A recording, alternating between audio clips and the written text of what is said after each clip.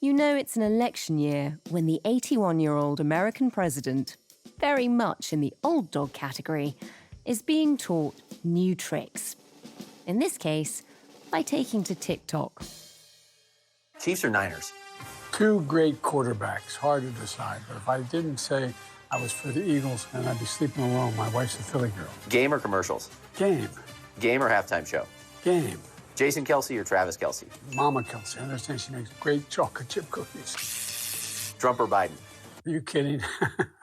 Biden.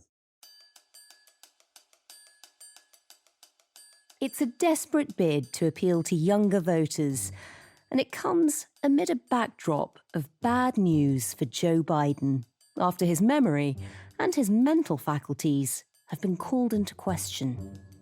The report made several claims over Mr. Biden's mental competency. It described him as a well-meaning elderly man with a poor memory.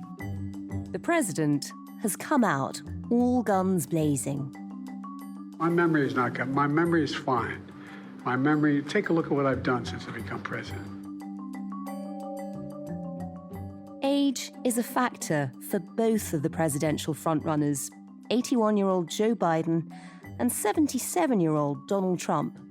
In a country where the life expectancy for men is 73 years, statistically speaking, they're both doing well to be in the contest at all.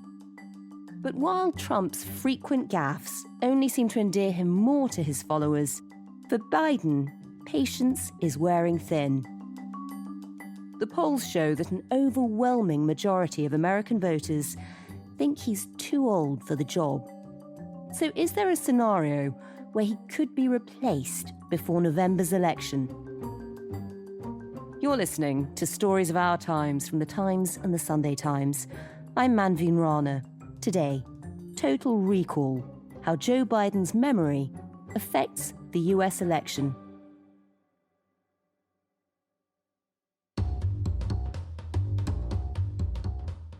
My name's David Charter. I'm an assistant editor of The Times based in Washington, D.C.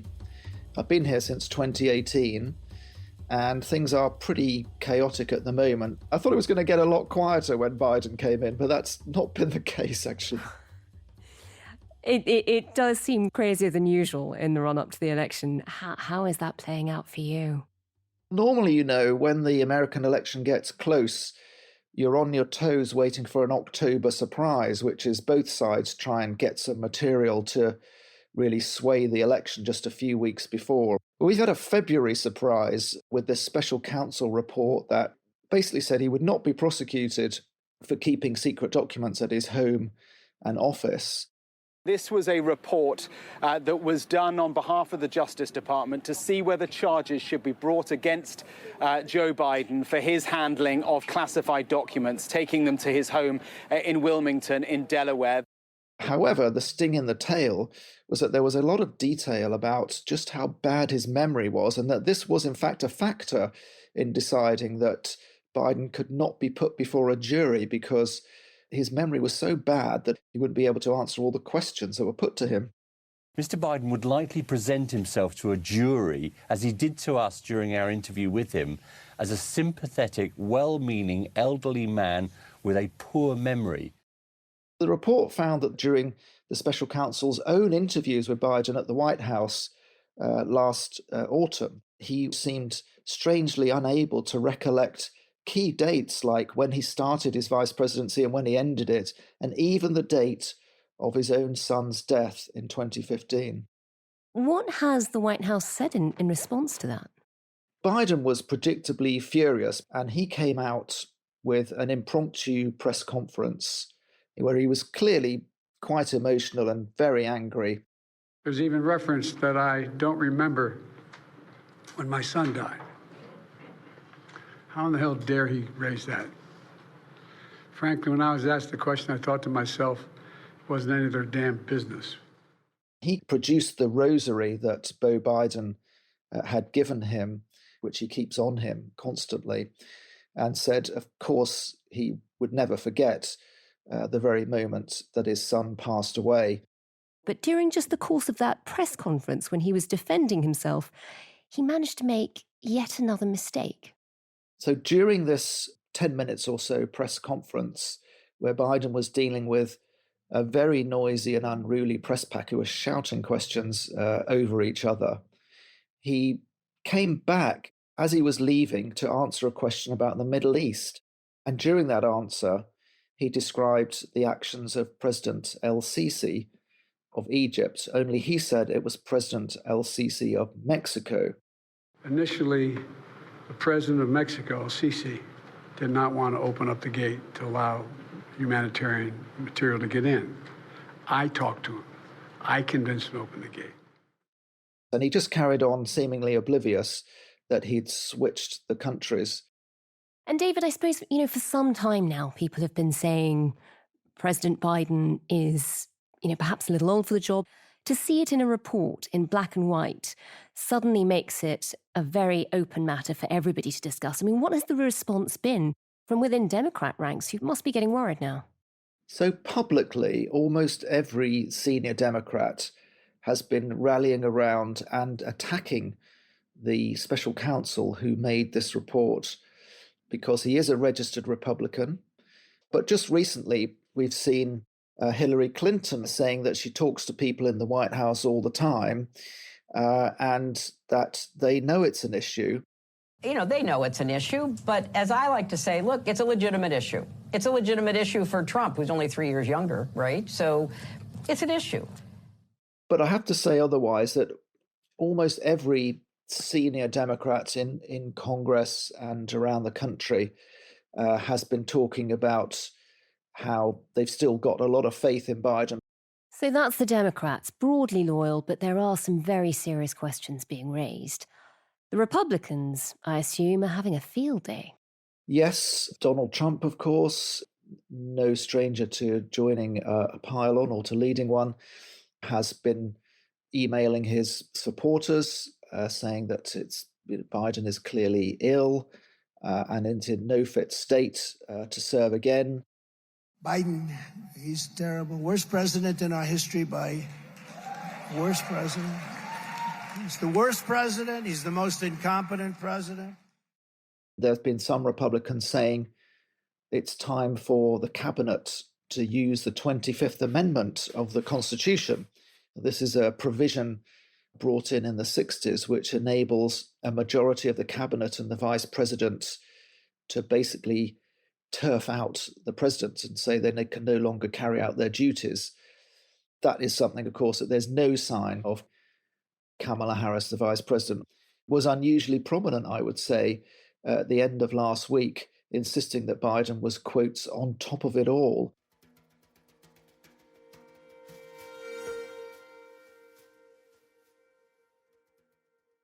David, we'll talk a bit about what might happen next in just a moment. But before we do, how has this report gone down with the American public? I mean, this is an election year. What has the public response been? So YouGov actually did a quick poll for the Times and found 47% of Americans believe that Biden's health will severely impact his ability to do his job. Within that, a quarter of Democrats think that his health is severely impacting his ability already.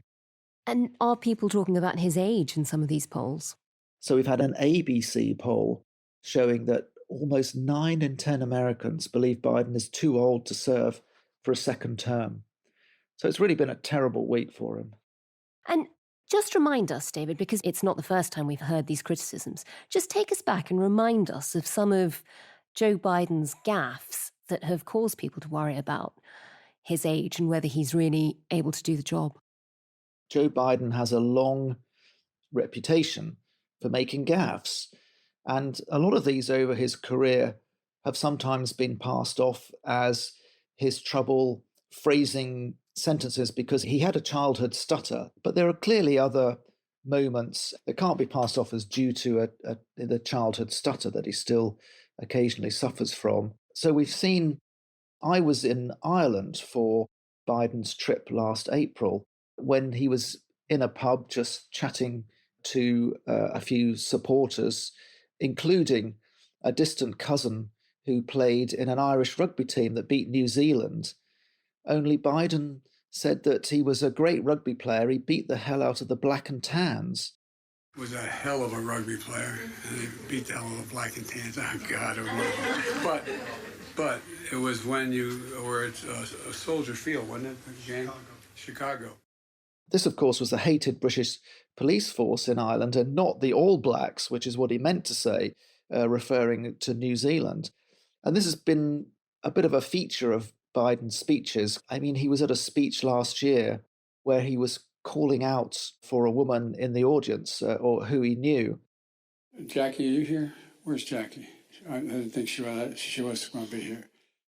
But it transpired that she had died just a few weeks before, and he had met members of her family to commiserate and console them before the event. Oh, God. Yeah, and then just last week, he was recounting one of his favourite anecdotes when he meets world leaders at the 2021 G7 in Cornwall, and he recounts how he was saying that America is back. And I sat down and I said, America's back. And Mitterrand from France looked at me and said, you know, how long are you back for? Well, of course, Mitterrand is long dead, and it was Macron who said, but for how long, Mr. President? David, there is a sense that, you know, everybody makes mistakes sometimes. If you're in a highly stressful job, you've got a lot on, you might sometimes just mistake a word. Is that what's happening here? It's obviously a lot worse now than perhaps a stutter or just the wrong words slipping out. There have been not just the verbal slips, of course, it's also the physical ones.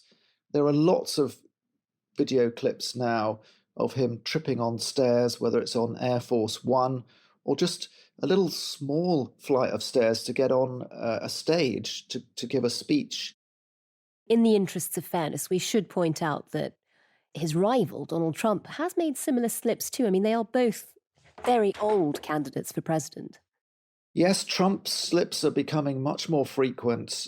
We've seen him mix up Obama and Biden as his rival. The country was very divided. And we did with Obama. We won an election that everyone said couldn't be won. He's called Viktor Orban, the Hungarian leader, the president of Turkey. Viktor Orban. Did anyone ever hear of him? He's probably like one of the strongest leaders anywhere in the world. And he's the leader of Turkey, fronts on both Russia. He's talked about Hungary having borders with Russia, when of course it doesn't. Fronts on both Russia. Yeah, you could sit down. We'll be here for a little. We got plenty of time. And claiming that Biden could plunge the country into World War II, which ended a few years ago. It's happening. History perhaps isn't his strongest point. History, reading the auto cue, or just trying to make comments off the cuff. It's all becoming a minefield for both candidates, it seems. I suppose it's probably harder for Joe Biden just because Donald Trump's followers don't seem to mind when he slips up. That's all part of the character almost. But, you know, as you say, both are making very frequent slips now. And we are just getting into the phase where, you know, the election, the campaigning is really gearing up. How soon could all of this unravel for both of them, really? Well, it's clearly unraveling now because almost every time Biden appears in public, I think his staff's hearts are in their mouths. And we're beginning to see them really shielding him from public appearances.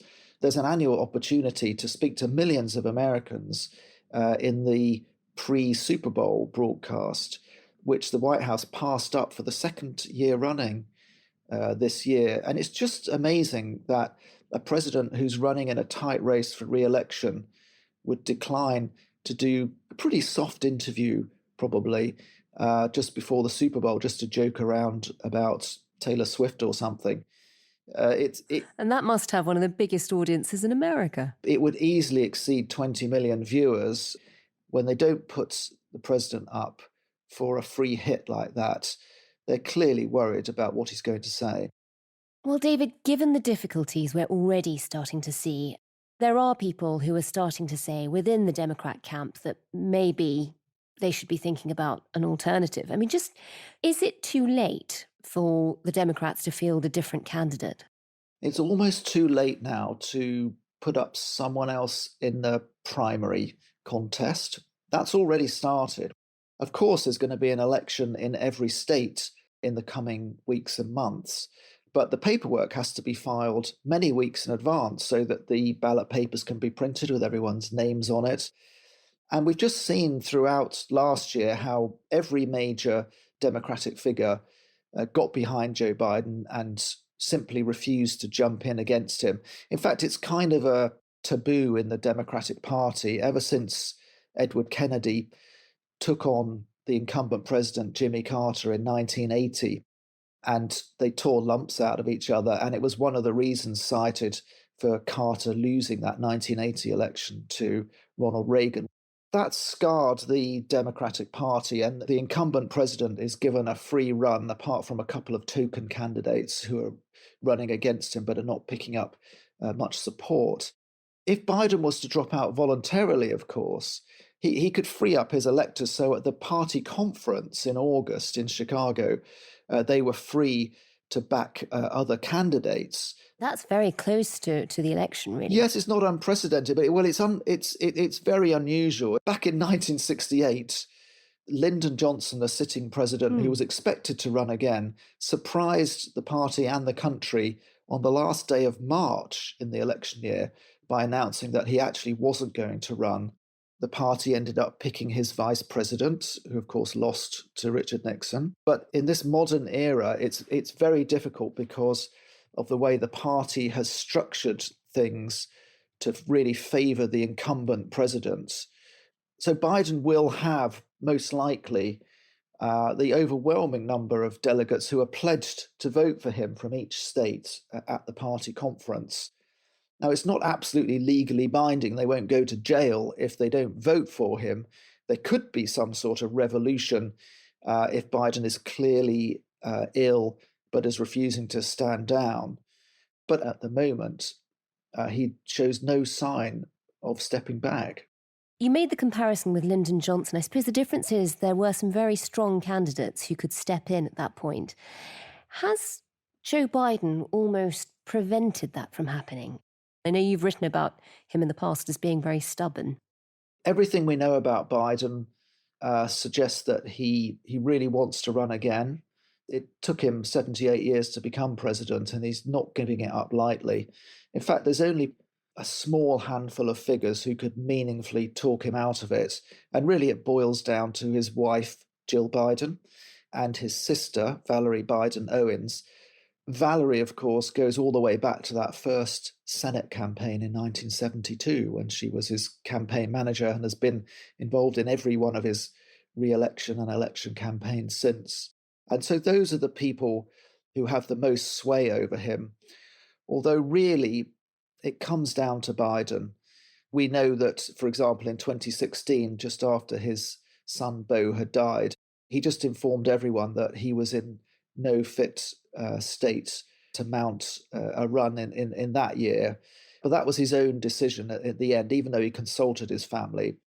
That's the most likely way Joe Biden would go. If the two of the most prominent women in his life advised him it was time. If that doesn't happen, you've already said it's unlikely that they'd lean on the 25th Amendment. Just talk us through that scenario. So again, under the 25th Amendment, the president can voluntarily hand over to his vice president and can do that temporarily if they're unable to discharge the powers and duties of office. But I think the more pertinent one, and this was discussed in connection with Donald Trump, of course, after the January the 6th riot in 2021, is that it allows for the vice president with a majority of cabinet members to make a written declaration that the president is no longer able to continue. Now, this has never happened, and the president could dispute this. There could be a dispute between the president and his vice president, and then that would go to Congress, and a 2/3 majority of Congress would be required to keep the vice president in power. Otherwise, the president would be able to cling on. It's extremely hard to remove a US president from office who doesn't want to be removed. And if he does go on and gets through the next election and wins, what happens then? Because, again, he will be quite old. If he was to decide to step back after that point, Is it the vice president who steps up immediately? There are various different rules for different stages of this, actually. It gets quite complicated. Let's say that Biden does win re-election on November the 5th this year. If he, for some reason, decides to not go ahead with it or gets sick or something before the formal electoral college meetings, which take place in late December, then, in fact, it's the electors meeting in all the different state capitals, and this is normally a very formal event where they just nod through the results of the election. They would actually have the job of picking the president. So it's not automatically the VP. It could be somebody, Not in that case. Totally different. That's right. I mean, the VP would make the case, of no doubt, and have the strongest case, but it's not mandated to be the VP in that particular case. But if Biden were to quit after being confirmed as the next president by the electoral college meetings, then the VP would step up and become the president for the next 4 years. So, David, whilst it doesn't look like Joe Biden wants to step back, and as you said, it's unlikely that the party will want to push him, if anything did happen, just talk us through the runners and riders. Who could potentially replace him? Well, certainly Kamala Harris would run. But remember, in the last primary process in 2020, she dropped out before any of the elections. She just didn't run a very good campaign. But since then, several governors have really caught the eye, notably Gavin Newsom, the California governor, Gretchen Whitmer, the Michigan governor, Josh Shapiro, the Pennsylvania governor, Raphael Warnock, the popular senator from Georgia, and Andy Beshear, the Kentucky governor, a Democrat who's won a second term in a red state. So he really would be one to watch. Yeah, there are several candidates coming up who, at the moment for 2028, make it look like it's going to be very, very competitive for the Democrats, and would make it a very interesting convention if they tried to switch horses in August. David, those are the rising stars, but I understand the bookies already have Michelle Obama on 12-1. Is that a possibility? No, it's a complete red herring. There's absolutely no chance of Michelle Obama being parachuted in. It's just a fever dream of conspiracy theorists at the moment. She has said over and over, publicly and privately, that she just doesn't want the job. And David, you get to cover this. You travel around the country speaking to people who are going to be voting. What are you hearing from people on the ground, from Democrats? Will they be voting for Joe Biden? Democrats are still very mixed. Some of them are positive about Biden and Harris. They're true believers. Some of them are resigned to them being the candidates because it's just too late. And some of them are really in despair that this could let Donald Trump in, and that Joe Biden's main achievement, if you like, of blocking Trump and putting the economy back on track will all go out the window because of his ego, essentially, getting in the way of a next generation candidate running later this year. So it's a real mixed bag in the party. It's everything on the spectrum from full support to utter despair.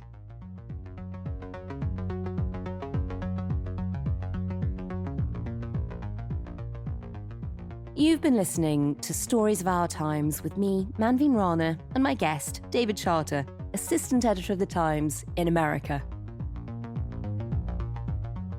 Today's producer was Olivia Case, with production assistance from Sian Bradley. The executive producers are Kate Ford and Fiona Leach, and sound design was by Mal Lassetto. If you enjoyed this episode and you're in the market for more American election analysis, then do have a listen back to our previous episode, What to Expect from President Trump 2.0. Thanks for listening. See you tomorrow.